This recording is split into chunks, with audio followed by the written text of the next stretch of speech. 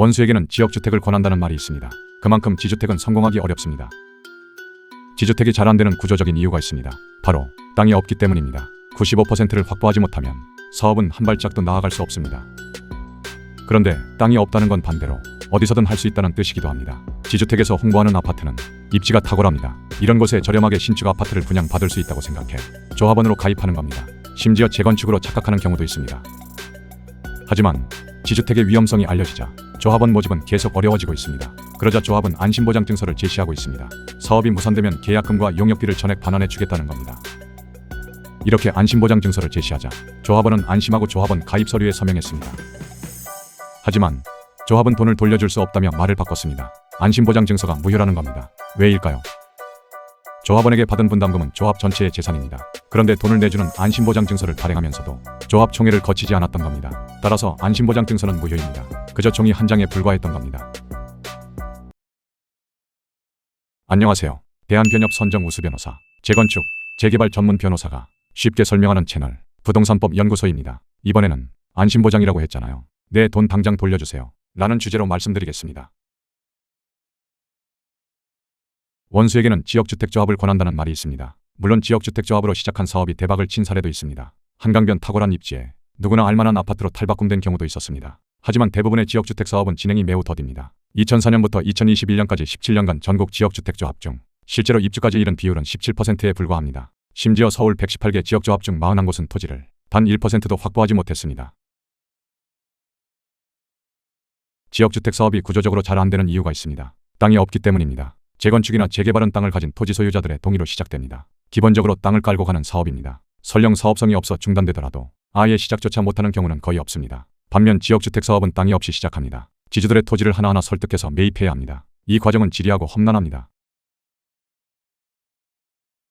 그런데 달리 보면 땅이 없으면 어디서든 시작할 수 있다는 뜻이기도 합니다. 대부분 부지는 교통이 편리하거나 도심과 가까운 알짜 입지입니다. 그래서 사람들은 이 입지를 이 가격에 신축을 받는다는 말에 혹해 조합원으로 가입합니다. 심지어 지역주택조합인지도 모른 채 재건축, 재개발로 착각하는 경우도 있습니다.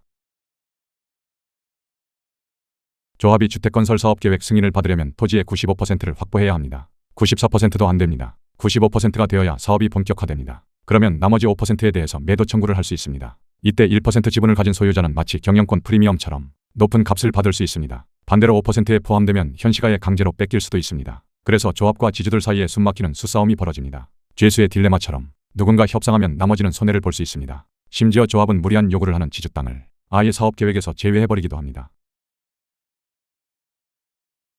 이처럼 토지 확보율은 사업에 있어 매우 중요한 정보입니다. 하지만 조합은 이 정보를 숨기거나 공개를 꺼립니다. 공개되면 협상이 어려워질 수 있기 때문입니다. 95% 확보 전까지는 일부 임원들만 정보를 공유하기도 합니다. 이렇게 95%를 넘기면 상황은 달라집니다. 남은 5%는 시가대로 넘겨받을 수 있습니다. 이제 8분응선을 넘은 셈입니다. 지자체의 사업시행인가를 받고 시공사를 선정하며 매수 청구 등 남은 절차를 착착 진행하면 됩니다. 이처럼 땅도 없이 시작하는 지역주택 사업에 기꺼이 자금을 빌려줄 금융기관은 거의 없습니다. 그래서 조합은 초기에 조합원을 가능한 많이 확보해야 합니다. 초기 분담금으로 사업자금을 마련하고 토지를 매입해야 합니다. 조합원 확보가 가장 시급한 과제입니다. 실제로도 좋은 위치에 신축 아파트를 싸게 분양받을 수 있다라는 홍보에 많은 사람이 가입했습니다. 하지만 최근에는 위험성이 알려지며 조합원 모집이 어려워졌습니다. 토지 95% 확보 임박, 지금이 마지막 기회 같은 광고에도 반응이 예전 같지 않습니다.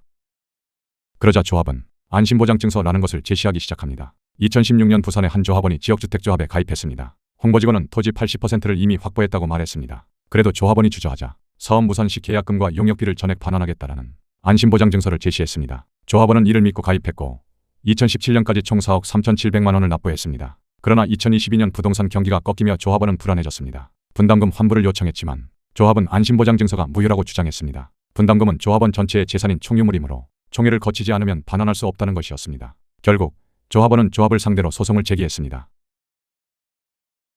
1심은 조합원의 손을 들어줬습니다. 설령 증서에 법률상 효력이 없더라도 가입을 할 때 중요한 고려사항이 있었다면 조합원 가입 계약을 취소할 수 있다고 보았습니다. 하지만 대법원의 판단은 달랐습니다. 대법원은 환불 조건이 충족되지 않았다고 봤습니다. 증서에는 조합 설립인가 신청이 불가능할 경우 환불이라고 되어 있었고 이미 조합 설립인가를 받은 상태였기 때문입니다. 또 조합원이 이후에도 계속 중도금을 납부한 점도 고려됐습니다. 이는 계약을 유지하려는 의사로 보았습니다. 이미 95%의 토지를 확보했고 이제 신축의 아파트도 분양할 수 있는 상황이었습니다. 따라서 계약 취소는 인정되지 않았습니다. 결국 대법원은 조합원의 계약 취소 주장이 신의성실 원칙에 반한다고 판단했습니다. 조합원이 소송을 제기한 시점은 아파트 시세가 급락한 2022년이었습니다. 손해를 회피하려는 시도로 비칠 수 있다는 점도 불리하게 작용했습니다.